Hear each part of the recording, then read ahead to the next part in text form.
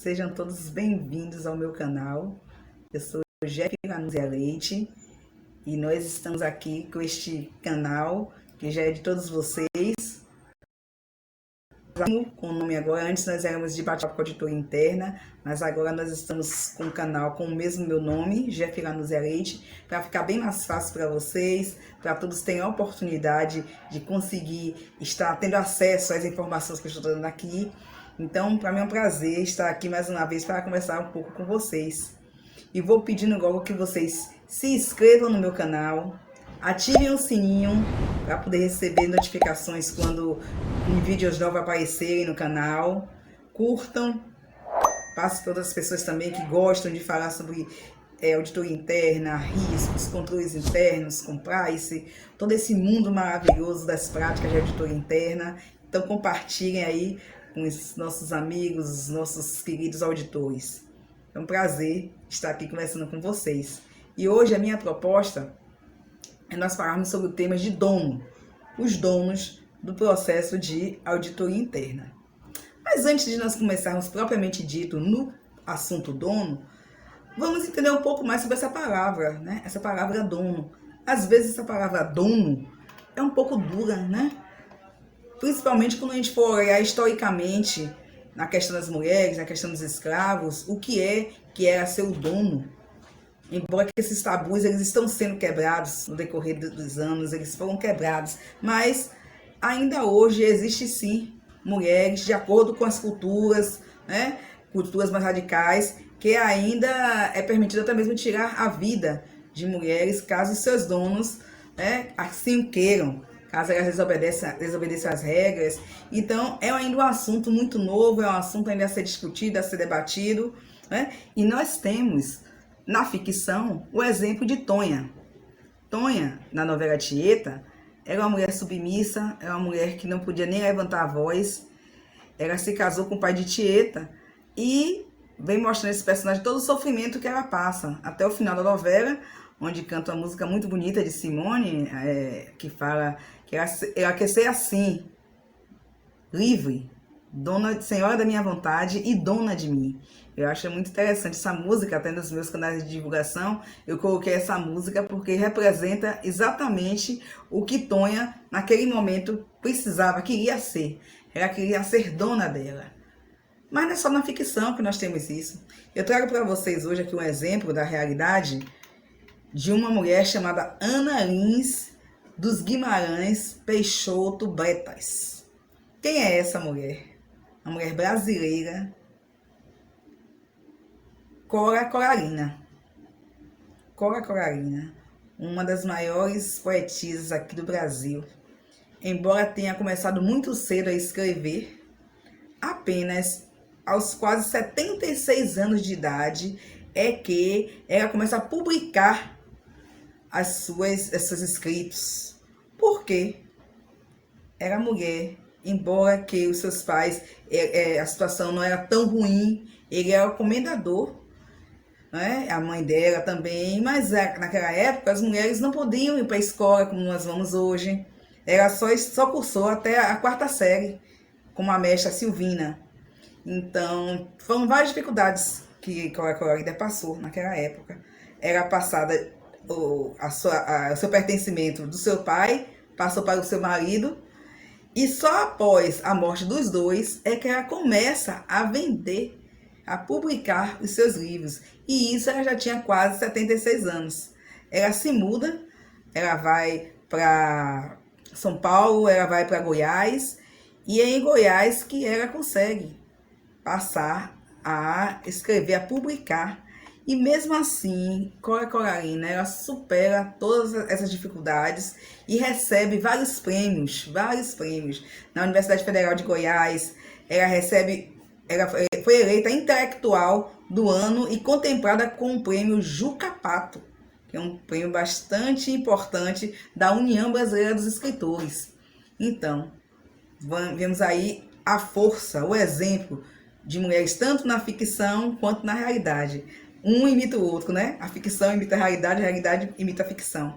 Então, essa palavra dono traz todo esse peso, traz essa questão, né? Ser dono de quê? Ser dono de quem? E como eu estou fazendo essa série, como eu já falei com vocês, todos vocês que estão me acompanhando aqui no meu canal, sabem que eu comecei agora uma nova série falando sobre mapeamento do processo de auditoria interna.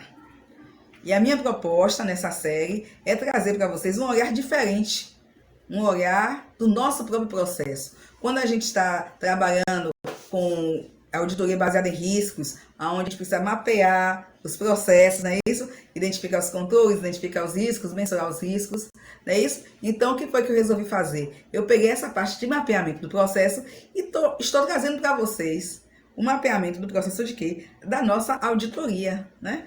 Porque, como já falei em outras, se a gente não sabe para onde a gente quer chegar, qualquer caminho serve.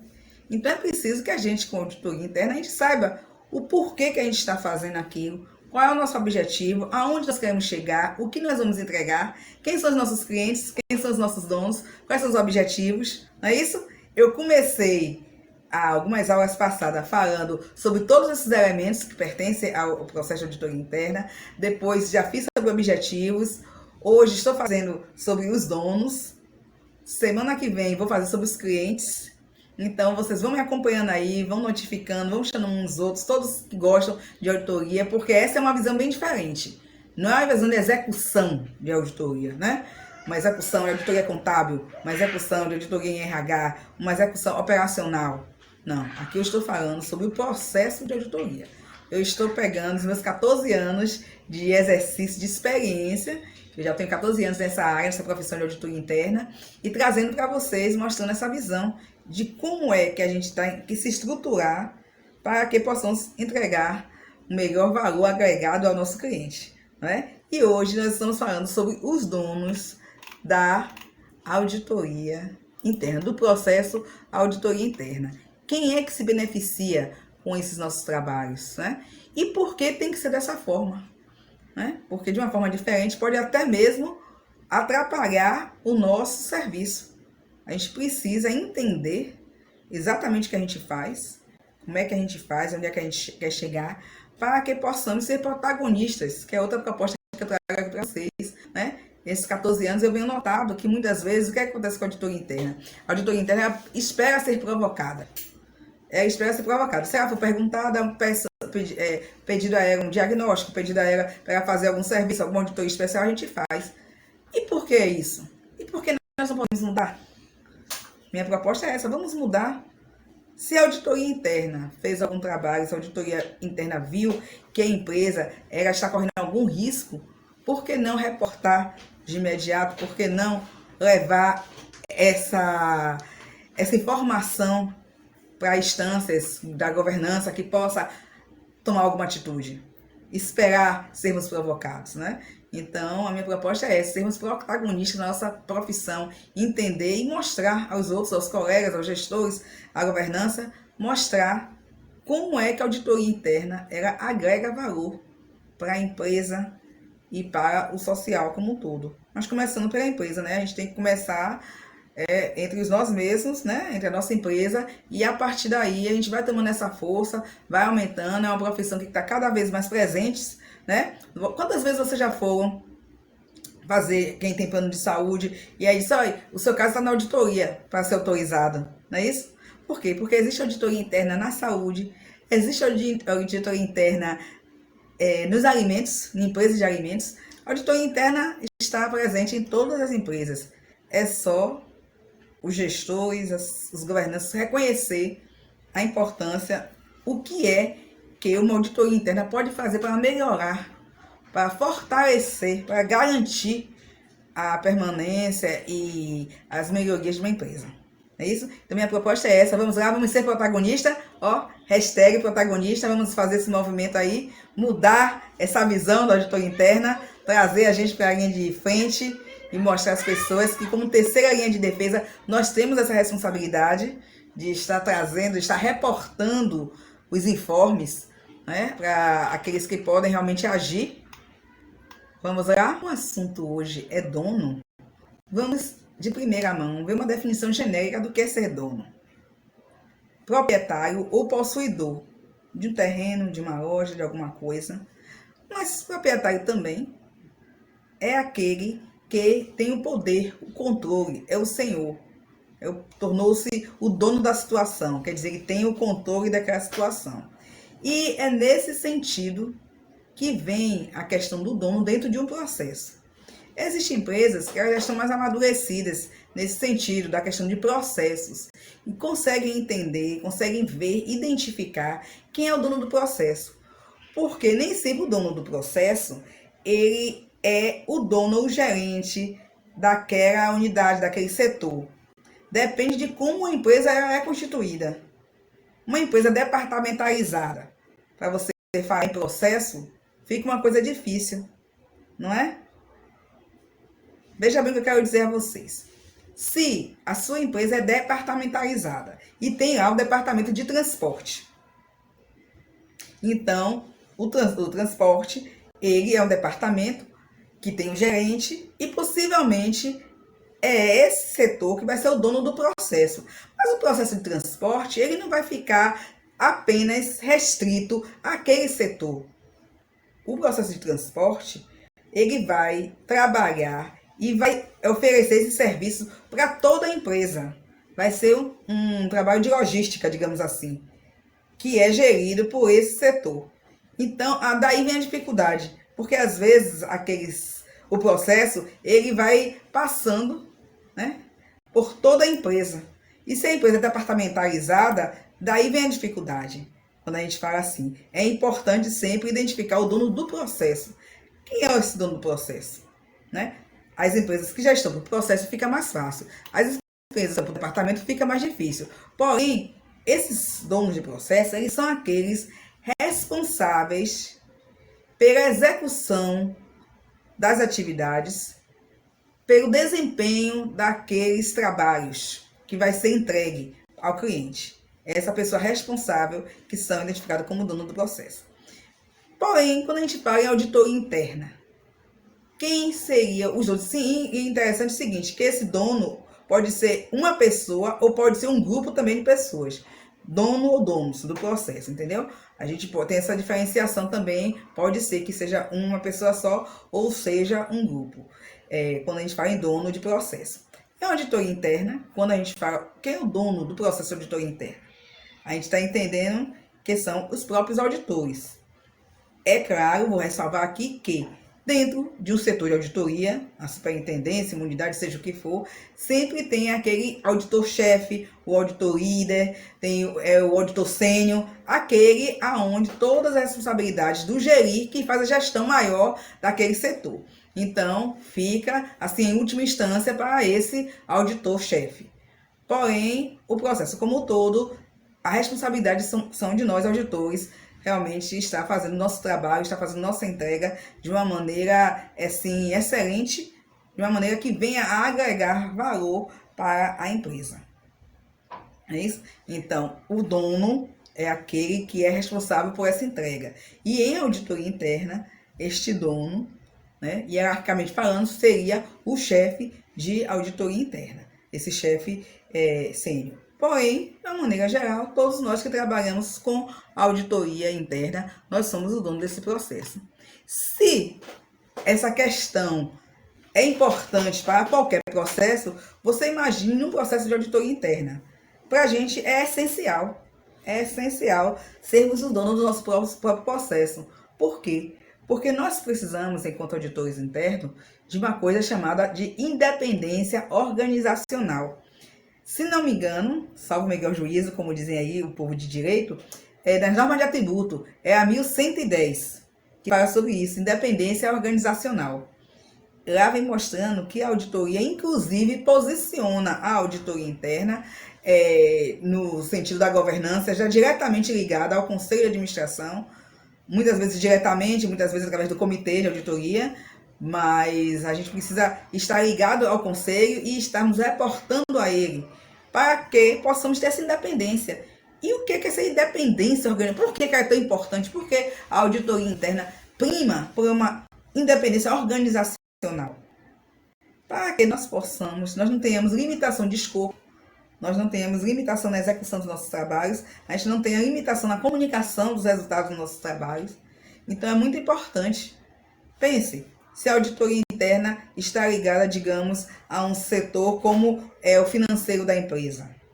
E aí a gente vai fazer uma auditoria contábil, a gente acha ali alguns achados de auditoria, mas se nós estamos ligados diretamente ao financeiro, é cabível, é possível que a gente possa ser tão imparcial, tão independentes como a gente precisa ser para fazer aquela auditoria, levantar nosso escopo e comunicar nossos achados? A gente ficaria um pouco assim, tipo que presos, né? Ficaríamos presos àquilo. Então é importante que sejamos os donos do nosso processo para que possamos ter essa independência e fazermos nosso trabalho de maneira que venha agregar. Porque o que é importante disso tudo, de todos esses elementos do processo de auditoria? O importante é o que a gente entrega, não é isso? A avaliação que nós fazemos através dos nossos trabalhos, né? A gente garantir que os riscos, eles estão sendo mitigados, eles estão sob controle, que os controles são eficientes, são eficazes dentro da empresa. E para que a gente faça isso, ou não, né? A gente faz um reporte, se tem um gap, se não são, é preciso também que a gente diga isso para o Conselho de Administração e que eles possam, assim, trabalhar e agir naquele ponto em que a auditoria identificou alguma coisa.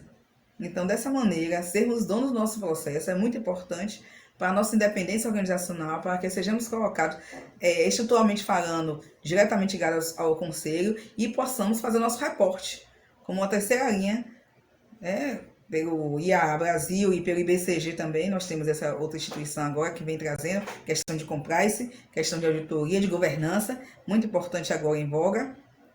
Então, e esses dois órgãos, tanto o IBCG como o IA Brasil, eles se complementam, eles estão cada vez mais trazendo informações, colocando mais o auditor interno na frente, trazendo o auditor interno como um parceiro para a governança, como um parceiro para os conselhos, os comitês, de maneira que a gente pode reportar, ter a visão holística da empresa e reportar toda a problemática, reportar os pontos aonde precisa dos ajustes, porque nós auditores, a gente não audita pessoas, nós auditamos processos. Muitas vezes a gente chega a um lugar e os colegas, eles pegam aquela nossa consideração, aqueles nossos questionamentos para o lado pessoal, não é? A gente tem que estar preparado para isso e cada vez mais mostrando a eles, não, a gente não está auditando a pessoa, a gente está auditando o processo. O processo é que está precisando de um ajuste maior, de um controle maior ou menor. Vamos ver, né? Vamos analisar, vamos mapear esse processo e ver.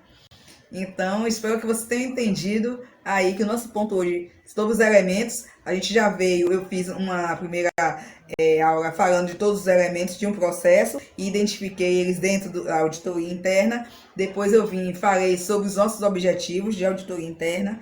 Vocês têm alguma dúvida, quer saber sobre esse assunto, vai no meu canal, Jeff Lanúzia Leite, vai lá no meu canal e se inscreve, vê esse vídeo, que eu já tenho falando sobre o objetivo. Hoje falei sobre os donos do nosso processo de auditoria interna. E a minha proposta para a próxima aula, aqui nesse mesmo canal, é falar sobre clientes. Quais são os clientes do processo de auditoria interna.